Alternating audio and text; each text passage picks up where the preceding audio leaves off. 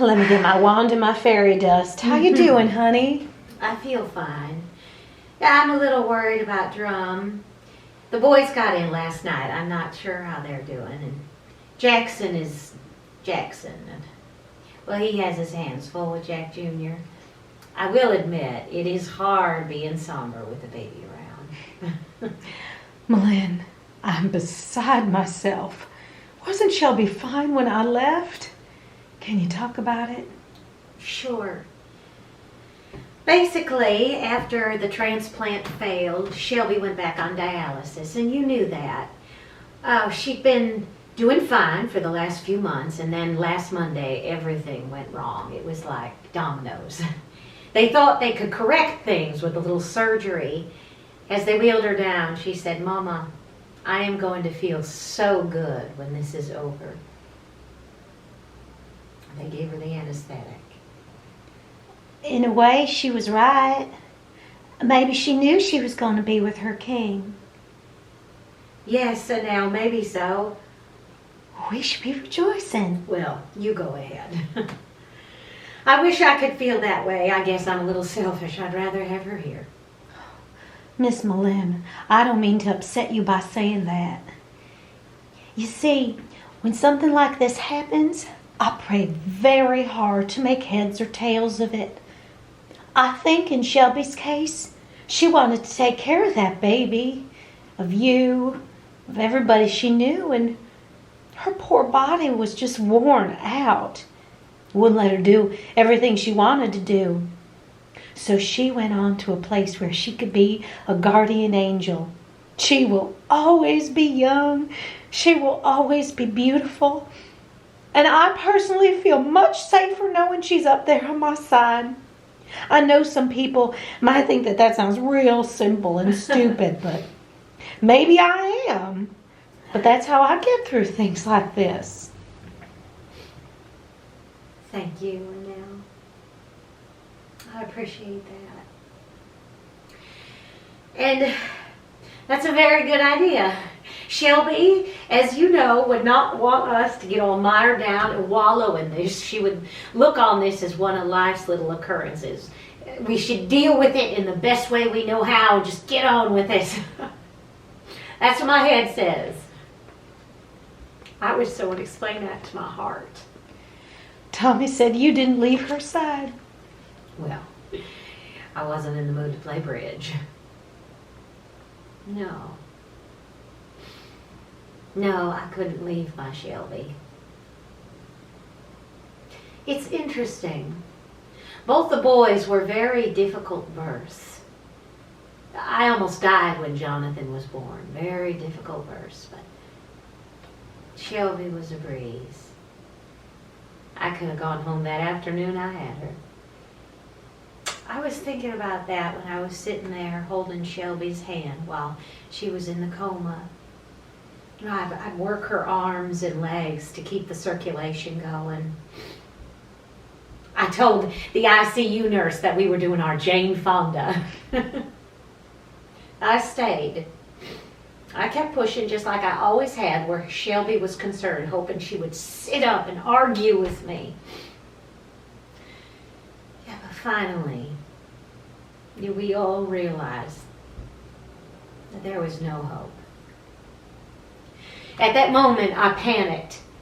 I was very afraid that I would not survive the next few minutes while they turned off the machines. Drum couldn't take it. He left. And Jackson couldn't take it. He left. But I stayed there. And I held Shelby's hand while the sounds got softer and the beeps got farther and farther apart until all was quiet. There was no noise, no tremble, just peace. I realized as a woman how lucky I was. I was there when this wonderful person drifted into my world. And I was there when she drifted out. It was the most precious moment of my life thus far. Well, I don't know how your insides are doing, honey, but your hair is holding up beautifully. All it needed was a look and a promise. Did you have it done in Shreveport? No, I did it myself. Hold it, Missy. I don't want to hear that kind of talk. Oh, it was so odd doing my own hair. I had no idea about the back. Well, you did a lovely job. I just smoothed out the rough spots. In fact, I'm going to be looking for temporary help while Manel goes on maternity leave. You interested? Well, it was... I just didn't know with so much going on. I didn't know if I'd have time or I would feel like coming here. But this morning I wanted to come here more than anything. Isn't that silly? No. Last night I went into Shelby's closet to get something, and you want to know what I found? All of our Christmas presents stacked up, wrapped.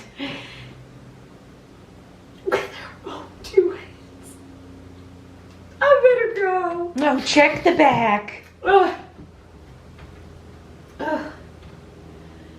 Perfect. As always.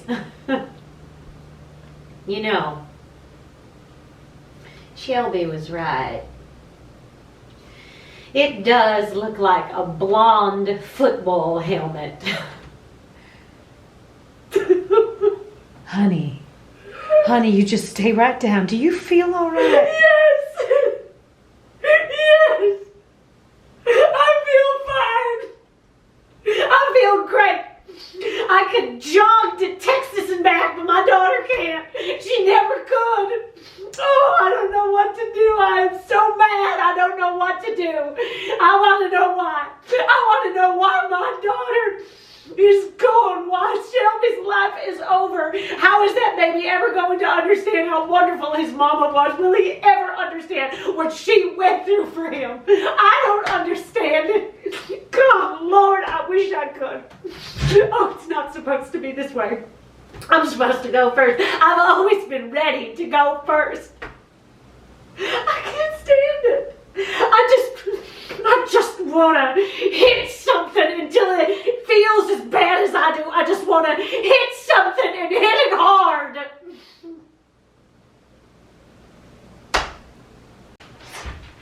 Mama!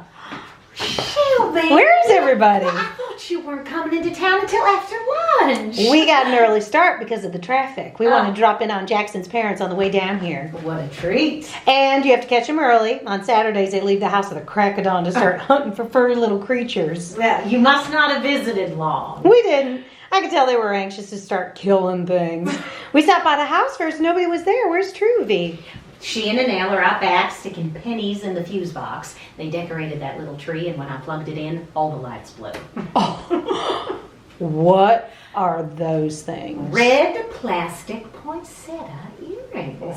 They're a gift from Annelle. She has discovered the wonderful world of arts and crafts. Are Tommy and Jonathan home yet? Oh, yes. Jonathan got in last night. Yeah, he loves his classes. It's all he can talk about. I think the main thing architectural school has taught him is how much he should hate his parents' house. Tommy got in yesterday morning and immediately started terrorizing your father. Yeah, it's good to have the family home for Christmas. Some things never change. And how are you, honey? I'm so good, Mama. Just great. You look good. Is Jackson at the house? Or? No. You know how twitchy he gets. I send him out to look for stocking stuffers. Good thinking. Jackson and I have something to tell you. We wanted to tell you when you and Daddy were together, but you're never together, so it's every man for himself. I'm pregnant.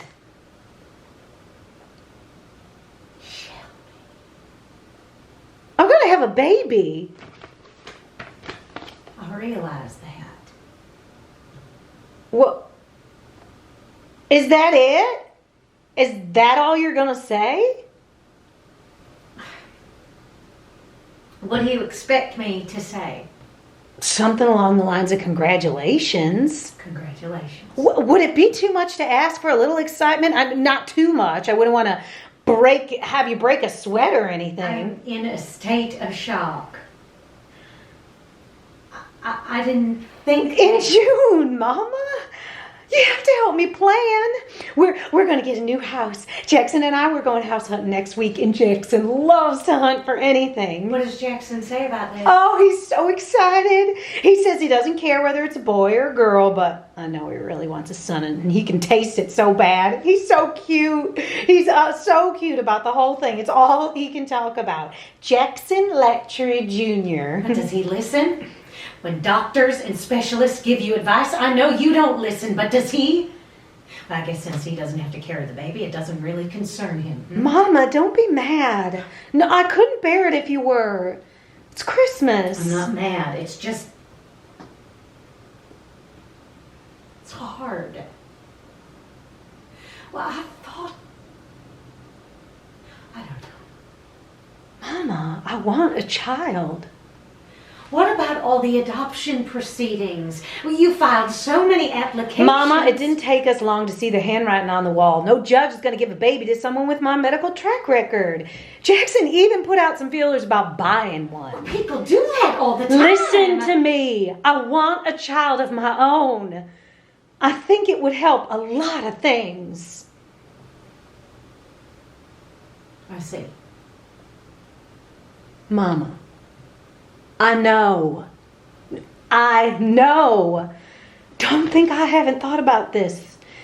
You can't live a life if all you do is worry. And you worry too much. In some ways, it's a comfort to me. I never worry because I know you're always worrying enough for the both of us. Jackson and I have given this a lot of thought. Okay, is he really? I guess there's a first time for everything. Okay, don't start on Jackson. Your poor body has been through so much already, Shelby. Why would you deliberately want to do something? Mama, diabetics have healthy babies all the time. You are special.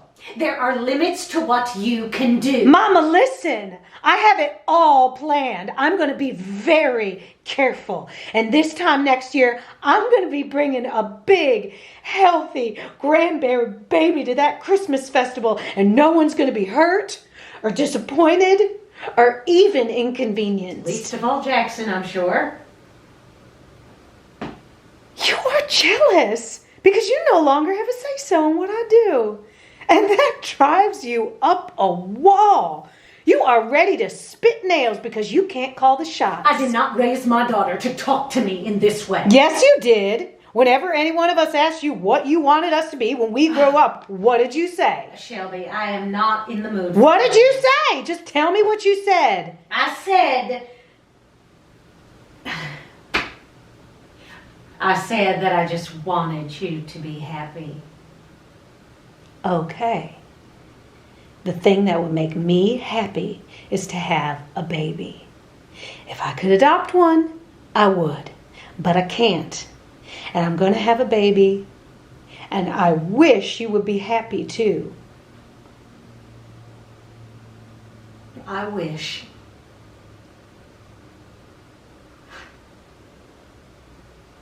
I don't even know what I wish. Mama, I don't know why you have to make everything so difficult. I look at having this baby as the opportunity of a lifetime.